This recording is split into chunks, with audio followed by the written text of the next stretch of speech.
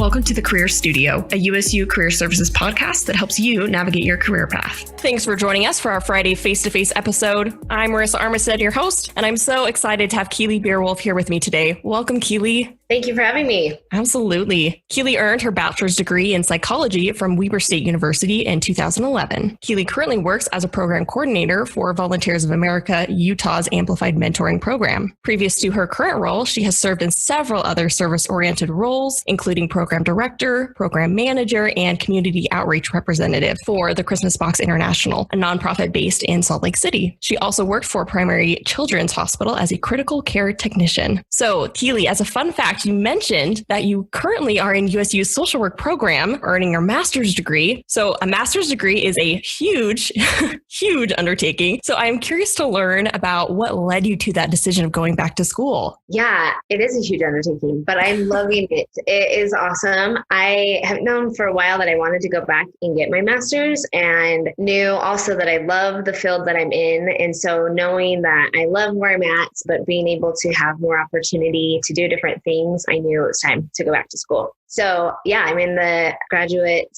program through Utah State, and it's been awesome. It's been wonderful. So it'll be good because it really just opens the doors as far as like possibilities of what you want to do. There's lots of different options. So it's great. Absolutely. Well, we'll keep digging and we'll talk more about this in just a second. But for the month of December, we are really focusing in on how volunteering can really help us grow both on a professional and personal level. So you have a long list of working kind of in the nonprofit sector, particularly working with teens that are at some kind of risk, whether it be homelessness, adoption, maybe academic struggles. So how did you find yourself working with this really niche population, first of all? Sure. So like you said, I started working with the Christmas Box International nonprofit, and they worked with youth specifically that were in foster care and in state custody there. And so I was exposed to kind of that population of youth that were in foster care, and they worked with all ages of children, so 0 to 18. And then when I was there, I had the opportunity to start a program that was kind of given to them, working with at-risk youth that were a little bit older. And so at the time it was 18 to 24. And they were youth that were facing homelessness. So when I started working with them and working with that program, I realized that they were awesome youth and they were wonderful to work with. And I just fell in love with working with teenagers and the wonderful opportunities that they bring and the knowledge that comes with them. Such a unique path and such a cool story. Oh, I'm so excited to chat about this. You know, as I was kind of preparing some of the questions that I had for you, diversity is a really hot topic right now. You know, you hear it all the time in the news, you hear it in higher education all the time. But I'm really curious, when you think about the hundreds of teens that you have interacted with who are struggling with various things, what does the term diversity mean to you and why is it important? Yeah, it is such a hot topic right now. And I think for good reason, I think it's a hot topic in all of the youth I've worked with. And if you look statistically at the youth who are most at risk, and if you look at youth that are facing homelessness or in the foster care system, or just have risky backgrounds that lead them to like poverty or potential substance abuse, unfortunately, those who are at most risk are those who are like the minorities in America. And so the majority of the youth I work with are minorities. And so I've been able to learn from them and learn culturally the different things that they have been able to go through. And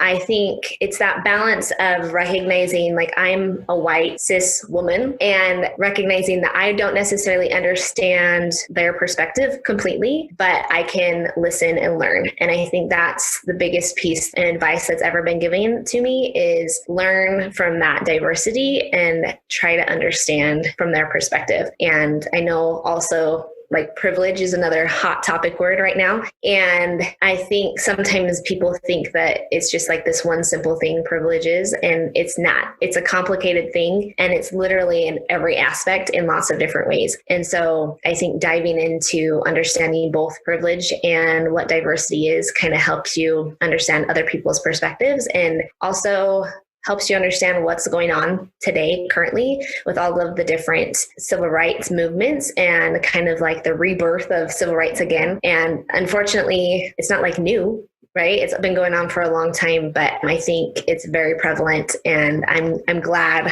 that people are talking about it. because it's a serious need.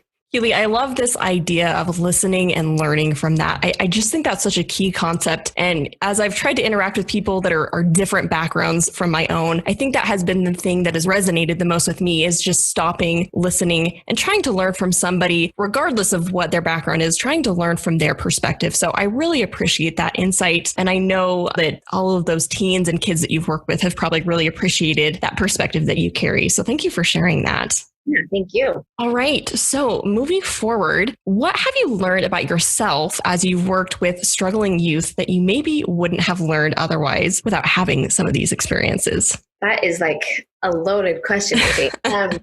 I have always said multiple times, like in trainings or when I'm training new staff or I'm training volunteers, that is my favorite part of my job is learning from these youth, because I think a lot of times when they come from these risk-filled backgrounds or just because of their age, people don't give them enough credit of the knowledge and even sometimes wisdom that they have. And so just giving them the opportunity to speak again and just learn from what they say. And I think one of the things I have learned, which I appreciate, is just appreciating like small things and the loyalty, right? And the youth I work with are crazy loyal, not just to me, but like to each other. And sometimes I think people see that as like a negative thing because sometimes they'll choose their friends over maybe what's best for them or like their family over what maybe would be in our eyes a better option. But I think that's an awesome strength that a lot of these youth have is just the loyalty and love that they just give.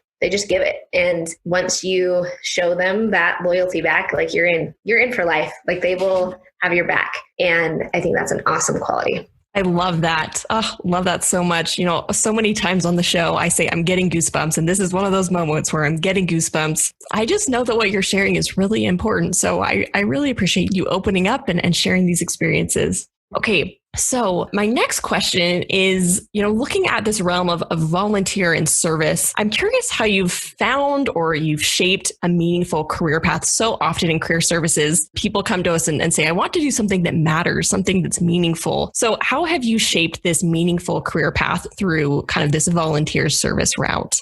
Yeah.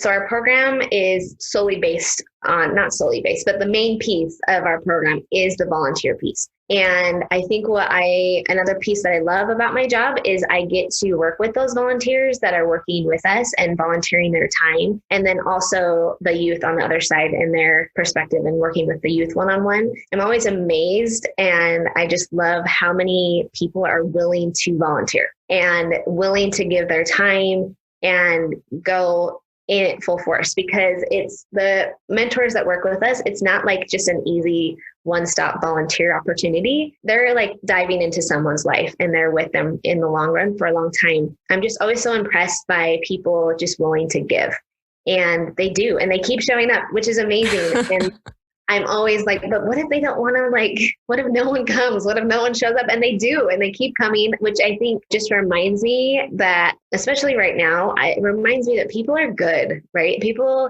they want to be involved. They want to help. And I think really at the end of the day too, they want connection. And so I think what's awesome in my job is I get to watch connections happen. And people will say sometimes like, wow, your job must be so amazing. Like you do so amazing things. No, I don't do amazing things. I get to watch people that are just like strangers off the street connect and change each other, which is so awesome. And I don't do that. I just watch it. I just facilitate and then I sit back and watch, and it makes my job awesome. Just because I purely get to watch connection, like human connection. They're not in it for anything else besides that than wanting to give. Like no one's getting paid. No one's getting like amazing things in return. And so it's just awesome, just pure love for other humans, which is awesome. People are good. And that's such a refreshing thing to hear. I just feel like in this day and age, that's such a great thing to hear. And I couldn't agree more.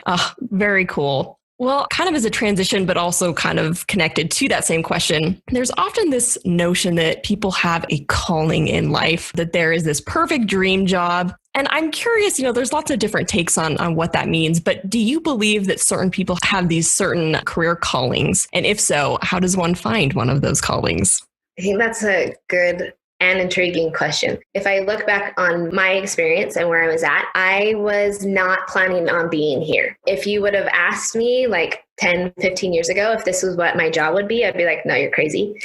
Because I originally started my college path going into nursing, and I worked at Primary Children's in their ER, and I loved the medical field. I loved the atmosphere of the ER. I loved all of it. And so I thought for sure that's where I was going to be. And then I did all my nursing prereqs. I was there, and I was talking to one of my professors that was actually, I was minoring in women's studies. And so she was like a dual professor. So she did psychology and women's studies. And I was talking to her, and she was like, look, like, you really like this stuff. Like, you like the psychology, you like the sociology aspect of things.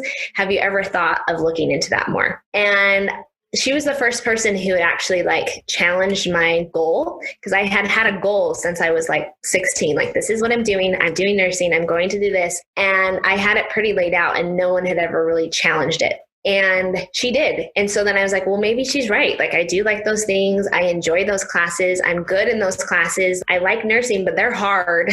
And so when she challenged that, I kind of looked at all of the pieces, and I looked at my job at primaries. Even though I love it, I love primaries still. I did not love the schedule. I did not love working graves. I did not like the 12-hour shifts necessarily and holidays all the time. So anyway, long story longer, my whole path was completely derailed. And because of this professor, in a good way. And I think she kind of led me, she could see something that I was interested in and something I was good at. And she pointed it out to me and kind of led me to where I am and said, hey, maybe once you're done, and this was in 2011, said, hey, when you're done, you need to go back to school and you need to do something. You need to go to grad school. And that was the week I was graduating bachelor's. And I was like, I don't think so. I'm done. And here I am in grad school. But I think it comes back to also once I was in, then I was at Christmas Box trying to just explore and figure out what I wanted to do. Is this something I like? And thankfully I landed in a position where it gave me that flexibility to kind of test things out. So then once I got into a position where I was working with teenagers and kind of exploring the different demographics of teenagers, I was like, yeah, this is it. This is what I like. I know this is the demographic I like. And I think sometimes just people need to be open to that exploration piece, because I know I wasn't at the beginning until someone was like, hey, you don't have to do this, even though this was your 10-year plan. So just being able to explore and test and have and find those awesome mentors to guide you, because I think that's another piece of this, is trying to find those people who can help you know what you like, because you don't have to do it by yourself. And I think especially in the college realm, you have so much going on and so much on your plate. You need that support, and you need someone's outside perspective, because sometimes it's hard to see when it's right in your face. Absolutely. Well, for one, I love this concept of mentoring. Mentors can play such a huge role. And like you say, sometimes it's just a short conversation that you have with a professor that sets something off in your head and you just can't stop thinking about it, or it might be a friend or whatever it may be. So I love this concept of mentors. And I also love this idea of just getting curious and prototyping. That's a word we love in our office, just trying things out. And I think that can be a really scary thing after graduating with a bachelor's degree. It's common, as a freshman, it's like, oh yeah, go try lots of things, figure out what you love. But by the time you graduate, there's so much pressure to find the job, find the thing. And so I love that you took that time to really explore and continue learning about yourself rather than just pigeonholing yourself to one specific career. Totally. When I think there's that actual application is totally different than what you're learning, right? There's the learning side is good and important, but also the application and doing it in real life, that's totally different. Absolutely. Yes. Well, I'm curious. So my next question kind of continues along this vein of finding success in a career. There's lots of ways that people measure career success, whether it's the number of promotions that they receive over the course of their career, the number of raises, whatever it may be. But I would guess that those aren't the main driving factors for you working in the nonprofit realm. So at the end of the day, how do you know that you have been successful in your job as you continue to work in the human services realm? Yeah, my husband likes to say that he has to work to support my nonprofit habit. Because you're right. Like if you're in the nonprofit world, you're not getting paid the big bucks by any means. But I think there's a few different things. In the nonprofit piece, you have a lot more flexibility than say like a for-profit, because it's not necessarily the money that's driving the program or the cause. And so you do have that flexibility, which I love. But as far as like what I think success for my day looks like, I think it depends on the day. And I think when people imagine youth at risk and getting them out of risk or what success looks like, sometimes they think, oh, success is those kids getting into college and getting a job and like out of poverty, which is that successful? Sure. That's amazing. That's wonderful. But if it were that simple, we wouldn't be talking about it. And so I think a successful day for me is when I can feel that connection that I have with a youth, or when I can feel that connection with my coworkers. And if we look at our program as a whole and we're like, hey, kids are still coming. Youth are still here. That is like a huge thing, because none of the youth we work with are court ordered or required to do it. They are doing it because they want to be part of the program. And so I think when youth are reaching out to us, when they show up to our different activities, when they are at their house, when I say I'm coming, that is success. And I think if we see those like actual measurable successes from those kids along the way, that's awesome. That's wonderful. That's just like a cherry on the top. But I think more than anything is if they are still showing up every day and the mentors are still showing up every day, that is successful to me. Love that, Keeley. Love this human aspect of success. Again, there's always a balance of money versus meaning, but I do think that you can find a good place in between and find those ways to feel like you're contributing and also that you are providing every means that are necessary. So love those thoughts. Okay, well, I have one question to kind of wrap things up for us today. And that question is, what is one piece of advice that you would give to our listeners about the importance of volunteering as it relates to career development? Yeah, I think for volunteering, it gives an opportunity to give that exploration piece like we were talking about before. It also gives you a different reward than say like money does. And the other piece that's awesome with volunteering is you get to look and choose and do it. And it's not like someone's like, hey, these are the things you have to do, like your job. Like if you have like a normal 9 to 5, it gives you an opportunity to give back in a way that you might not get to in your job, depending on where you're at and what kind of career you have. And so I think volunteering opens a lot of doors. And it's been interesting too, because some of those volunteers who've come and volunteered with me, I have been like, hey, you're good at this. You should look into this. And if you ever want a job, I would give you one. So I think that piece too, that a lot of times people don't necessarily expect and try to figure out like, oh, hey, I do like this. I am good at this, and kind of go that route too. And then it opens more doors and it opens connections to the community that maybe you might not have otherwise. Love it. Well, Keeley, I have so appreciated your insights today. Before we go, I did want to put in just a little plug for the program. I know that the program is always looking for awesome volunteer mentors. So I'd love to have you just briefly share how USU students and alumni and really just other community members can get involved and what the program looks like currently due to COVID-19. Totally. So the program is an amplified mentoring program, and I'm with the nonprofit Volunteers of America, Utah. We are located in Salt Lake County. So we work with youth all over Salt Lake County between the ages of 12 and 18. And so what the volunteering aspect is volunteers come to us and they are trained to be mentors with the youth we work with. And mentors work one-on-one with the youth, and they meet with them for 1 hour a week for at least 9 months. And the goal is to take them out into the community, do fun things.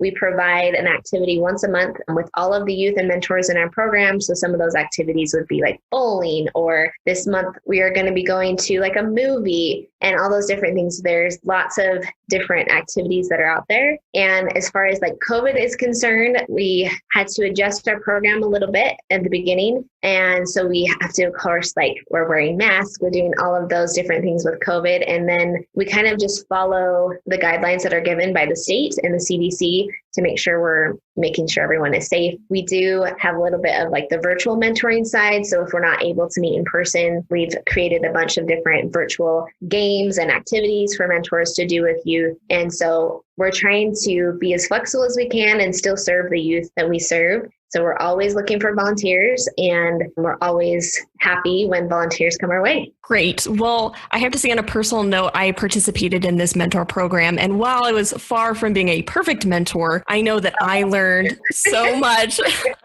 And I worked with Keeley and she's fabulous. So I really want to promote it as much as I can, because I know that I learned a lot. I grew personally and professionally. So huge round of applause for this program. For more information about becoming a mentor for Volunteers of America, you can visit the episode's bio for more information. Thanks for joining us here at the Career Studio today. Please join us next week as we continue to discuss this month's theme of spreading good cheer by being a volunteer.